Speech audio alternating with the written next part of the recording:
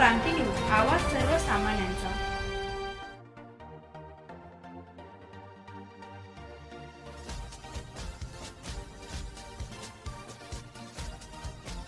वकिली क्षेत्रात येणाऱ्या नवीन वकिलांसाठी देशातील पहिल्या ॲडव्होकेट अकॅडमी आणि रिसर्च सेंटर महाराष्ट्रात सुरू करण्याचा निर्णय महायुती सरकारने घेतलाय। त्याचं भूमिपूजन नुकतंच नवी मुंबईतील तळोजा येथे देवेंद्र फडणवीस यांच्या हस्ते पार पडलं।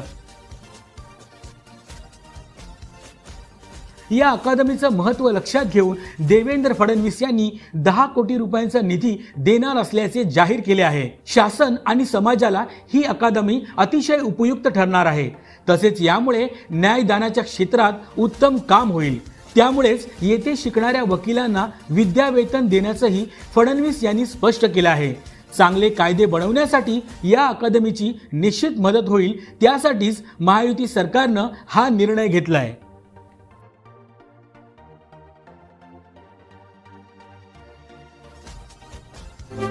अशाच नवनवीन बातम्या पाहण्यासाठी आमच्या महाराष्ट्र क्रांती न्यूज या YouTube चॅनलला लाईक करा, सबस्क्राईब करा आणि बेल आयकॉनला प्रेस करा।